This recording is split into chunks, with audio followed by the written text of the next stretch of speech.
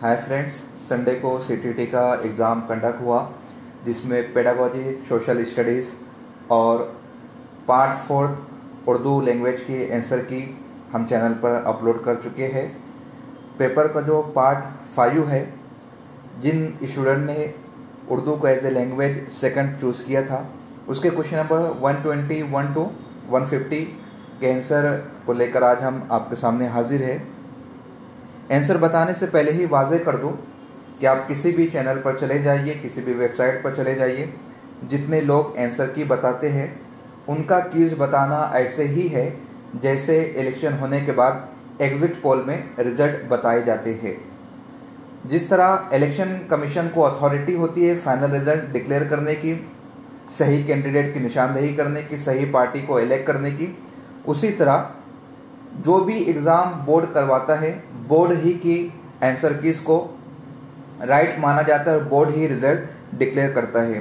तो आप चाहे कोई कितना ही 100% एक्यूरेट होने का दावा करे, आप उसे 80 to 90% ही लेकर चले। नियर अबाउट आप गेस कर सकते हो, चेक कर सकते हो कि आपने कितना स्कोर किया है। आप किसी भी आंसर की को फाइनल तस्वुर मत कीजिएगा। आइए देखते हैं क्वेश्चन नंबर 121। ज़बान की तालीम में सीखने के मवाद का सबसे अहम चैलेंज क्या है? तो 4 टास्क दिए गए हैं, उसमें पूछा गया है कि सबसे डिफ़िकल्ट टास्क कौन सा है, सबसे मुश्किल टास्क कौन सा है। तो पहला, दूसरा, तीसरा, चौथा, तलबा को सबक की तरफ मबजूल करना, जो कि टास्क चैलेंजिंग नहीं है। तलबा को पढ़ाने में असातिज़ा को कम मेहनत करनी पड़े, ये तो अपने काम से जी चुराना हुआ। कम वक्त में ज़्यादा जानकारी देना, ये भी कोई डिफ़िकल्ट टास्क नहीं है। आप कम समय में ज़्यादा जानकारी प्रोवाइड कर सकते हो अगर आपकी स्टडी है, आपका मुतालिया है। 4, सबक में पेश आए मुश्किल मकामात की वजाहत सीखे जाने वाले अशिया के ज़रिए होना।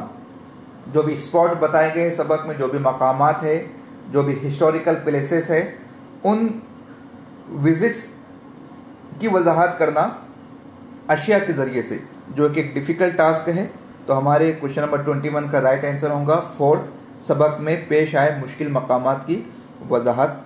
क्वेश्चन नंबर 121 के हवाले से मैं अपना जवाब महफूज रखता हूँ। देखते हैं बोर्ड क्या इसकी निशानदेही करता है। क्वेश्चन नंबर 123, माना को वाज़े करने के लिए बेहतर तरीका क्या है? ऑप्शन इस तरह दिए गए हैं। तलबा को पूरा मौका फराहम करे कि वो जुमलों में इस्तेमाल करके माना बताए, लफ्ज़ों की तौज़ी के लिए उसका इस्तेमाल करके बताए, या फिर लफ्ज़ों की तौज़ी करें, लुगात से, डिक्शनरी से देखकर बताए। तो क्वेश्चन नंबर 123 का राइट आंसर जो होगा वो लफ्ज़ों की, तलबा को पूरा मौका फराहम करे कि वो जुमलों में लफ्ज़ को इस्तेमाल करके उसके माना बताए। जो भी लफ्ज़ दिया गया जिसकी माना की वजाहत ज़रूरी है, उसे जुमलों में इस्तेमाल करके बताना। उसके बाद क्वेश्चन नंबर 124 देख लेते हैं।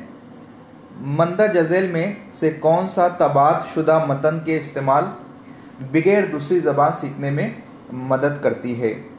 तो इसका राइट आंसर है फितरी तरीक़ेकार। कवायदी तर्जुमे का तरीका ये दूसरी ज़बान सीखने में कारगर साबित नहीं हो सकता है। माशी तरीका बिल्कुल नहीं। ज़बान की वसअत ये उस वक्त होंगी जब ज़बान पर कमांड पैदा होंगी। तो राइट आंसर होगा फितरी तरीक़ेकार। क्वेश्चन नंबर 125, गलत पढ़ने की आदत होने की एक वजह है। 4 वजह दी गई है। जमात में हद से ज़्यादा बच्चों का होना, उंगली से इशारा करना या पढ़ते वक्त आँख की तरफ इशारा से बताना, या फिर हुमा लिसानी, पेशा वराना। ये 4 ऑप्शन दिए गए हैं। तो इसकी जो एक वजह ये हो सकती है, जमात में हद से ज़्यादा बच्चों का होना, उंगली से इशारा करने की कोई वजह नहीं है, हुमा लिसानी भी नहीं, पेशा वराना भी नहीं। उसके बाद देख लेते हैं क्वेश्चन नंबर 126, मंदर जज़ेल में से कौन सा तरीक़ेकार मुश्किल लफ्ज़ों को पढ़ाने में कदीम ज़बाने का तरीका है? दुरुस्त जुमले बनाने में मदद करना, दुरुस्त तलफ़्फ़ुज़, तलबा जुमले बनाने में मुश्किलात का सामना ना करें। तो इसका राइट आंसर होगा इनमें सभी, यानी all of the above. Question number 127, मंदर जज़ेल में से कौन सा महारत से ताल्लुक़ नहीं रखता? 4 चीज़ दी गई है और दरियाफ्त किया गया कि इसमें से कौन सी चीज़ ऐसी है जो महारत से ताल्लुक़ नहीं रखती। सुनना, ज़बान में दिलचस्पी लेना, ज़बान में दिलचस्पी लेंगे तो आप पे कॉन्सेंट्रेशन चाहिए, महारत चाहिए।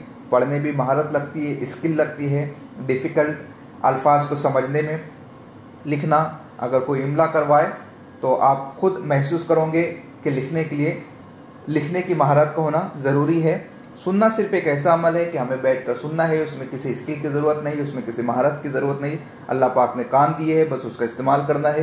तो क्वेश्चन नंबर 127 का जवाब होगा सुनना। ये हकीकत है ज़बान की तरक्की पर असरअंदाज होता है। तंदुरुस्ती, दानिश्वरी या फिर इनफरादी इख्तिलाफात, इनमें से सभी। इनफरादी इख्तिलाफात कभी भी इम्प्लाई नहीं हो सकते, इनमें से सभी। चूँकि ये नहीं है तो ये भी नहीं होगा, तो बकिया के 2 ऑप्शन बच जाते। तंदुरुस्ती जिसका ताल्लुक ज़बान से ज़्यादा सेहत से है, इसलिए इसका राइट आंसर होगा दानिश्वरी, यानी 128 का सही जवाब सेकंड होगा। उसके बाद क्वेश्चन नंबर 129, एक क्लास के बच्चे ज़्यादातर किस में गलतियाँ करते हैं? एक ही क्लास के बच्चे हैं तो ज़्यादातर वो किस चीज़ में गलती करेंगे? क्या वो पढ़ने में गलती करेंगे, लिखने में गलती करेंगे, बोलने में गलती करेंगे? इनमें से सभी तो नहीं हो सकता, इसलिए कि स्पेसिफाई करना है पढ़ना, लिखना या बोलना। बोलने में आमतौर से गलतियाँ नहीं होती है। पढ़ भी स्टूडेंट कुछ हद तक ले लेते हैं। आप बहुत सारे स्टूडेंट्स को देखोगे जो पढ़ तो लेते हैं लेकिन लिखने में उन्हें दुश्वारी होती है, तकलीफ़ होती है, परेशानी का सामना करना पड़ता है। तो एक क्लास में जो बच्चे दुश्वारी को महसूस करते हैं वो लिखने में दुश्वारी को महसूस करते हैं। क्वेश्चन नंबर 130 देख लेते हैं। कवायद नज़रियाती और रवैये दोनों है। इसका जवाब आई थिंक सेकंड होना चाहिए। किसी हद तक राज़ी भी है और हम इससे किसी हद तक नहीं भी राज़ी है। देखते हैं बोर्ड क्या डिक्लेयर करता है। क्वेश्चन नंबर 131, तहतानिया और वास्तानिया की सतह के तलबा में ज़बान सीखने की तरफ राग़िब करने के लिए लाजिम क्या है? तो इसके लिए इमला होना ज़रूरी है। इमला के ज़रिए से तहतानिया और वस्तानिया के बच्चों को ज़बान सीखने की तरफ राग़िब किया जा सकता है। क्वेश्चन नंबर 132 देख लेते हैं, जिसका जवाब मैंने महफूज रखा है। क्वेश्चन नंबर 133 का जवाब भी महफूज है। क्वेश्चन नंबर 134, अगर तलबा को ऐसी ज़बान के ज़रिए पढ़ाया जाए जिस पर वो अच्छी तरह दस्तरस नहीं रखते हो, तब अच्छी तरह से जहन लगाना मुमकिन नहीं। सही बात है, अगर ज़बान पढ़ाई जा रही है जिस पर वो कामिल दस्तरस नहीं रखते, उन्हें महारत हासिल नहीं है, तो वो जहन मुकम्मल तौर पर नहीं लगा पाएंगे, कॉन्सनट्रेट नहीं कर पाएंगे। तलबा रखने और याद रखने की आदत को बढ़ावा देते हैं। जी हाँ, अगर ज़बान पर दस्तरस नहीं है और मालूम हो जाए एक चैप्टर से 5 सवाल आएंगे तो उन 5 सवालात के जवाबात को तलबा याद कर लेंगे, रट लेंगे, ये भी दुरुस्त होगा। तलबा की दिलचस्पी पढ़ाई से ख़त्म होने लगती है। बेशक अगर उन्हें उस ज़बान में दस्तरस ही नहीं है, महारत भी नहीं है, तो उनकी दिलचस्पी यकीनन ख़त्म होने वाली है। तो इसका जवाब होगा इनमें से सभी। क्वेश्चन नंबर 135 देख लेते हैं। ज़बान पढ़ाते वक्त बहुत ज़रूरी है कि ज़बान के बैनुल अक़वामी अहम पहलुओं की तालीम के तहत सिर्फ पढ़ना, सिर्फ लिखना, सुनना और पढ़ना, सिर्फ सुनना। तो यहाँ पर सिर्फ पढ़ना और लिखना या सुनना तो नहीं आ सकता। सुनना भी ज़रूरी होता है और पढ़ना भी ज़रूरी होता है। तो 135 का राइट आंसर 3 होगा।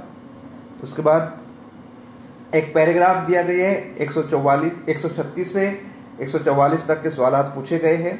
मेरे ख्याल में अब तक के जितने सवालात अलग अलग पूछे गए थे उन सब में सबसे आसान पैराग्राफ के सवालात हैं। पोएम में भी यही है, बहुत ज़्यादा इजी क्वेश्चन पूछे गए हैं और प्रोस में भी बहुत ज़्यादा इजी क्वेश्चन पूछे गए हैं। एक पैराग्राफ दिया गया है, मैं इसे पढ़ता नहीं हूँ, बहुत ज़्यादा वक्त जाएगा। आपके पास क्वेश्चन पेपर है, बुकलेट है, आपने पढ़ ही लिया होगा। जो लोग पेपर नहीं दिए यूँ ही विज़िट कर रहे हैं जांचने के लिए किस किस्म का पेपर आया था, तो स्क्रीन पर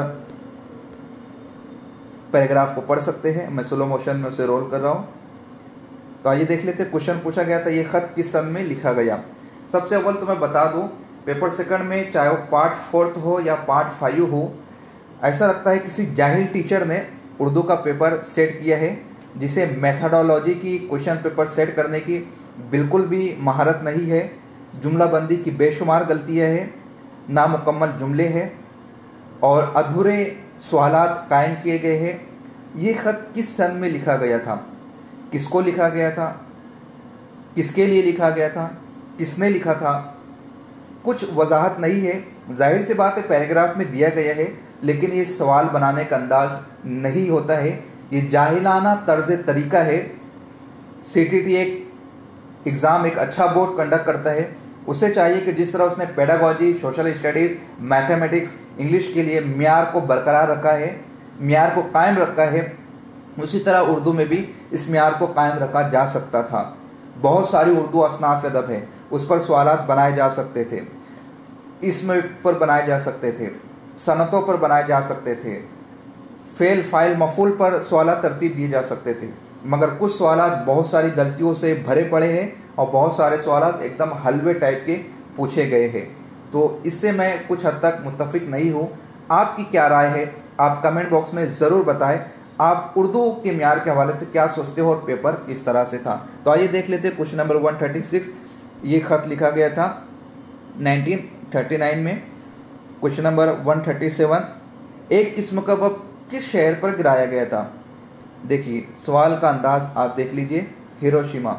जबकि अगर कुछ टास्क देना है तो यार हिरोशिमा भी लिखिए, नागासाकी भी लिखिए, करीब करीब की चीज़ें लिखिए। सिंगापुर का आइटम बम धमाके से ताल्लुक़ नहीं, लंदन का नहीं, हांगकांग का नहीं है।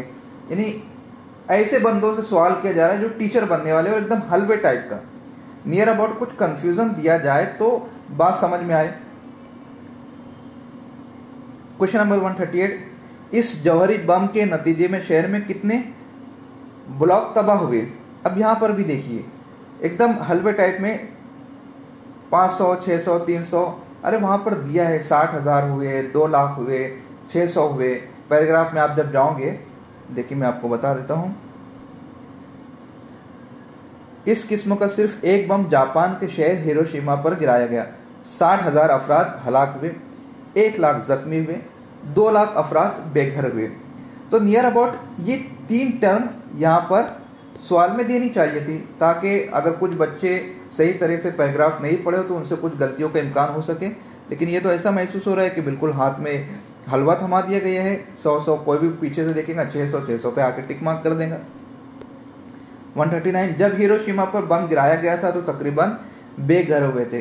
क्या तकरीबन, कोई वजाहत नहीं। 2 लाख अफराद बेघर हुए, तो कुछ तो सवाल बनाने का तरीक़ेकार होना चाहिए। क्वेश्चन नंबर 140, इस जौहरी बम की बुनियाद आइंस्टाइन के उस नज़रिए पर थी जो 1905 में पेश किया गया था। तो इसका जवाब 3 होगा। क्वेश्चन नंबर 41, मादे को तवानाई और तवानाई को मादे में तब्दील किया जा सकता है। ये नज़रिया किसका है? आइंस्टाइन का है।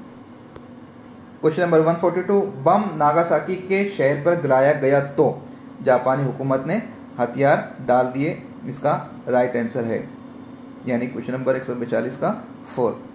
क्वेश्चन नंबर 143, हिरोशिमा पर बम गिराने की वजह से 60,000 अफराद हलाक हुए। अभी हमने पैराग्राफ में देखा।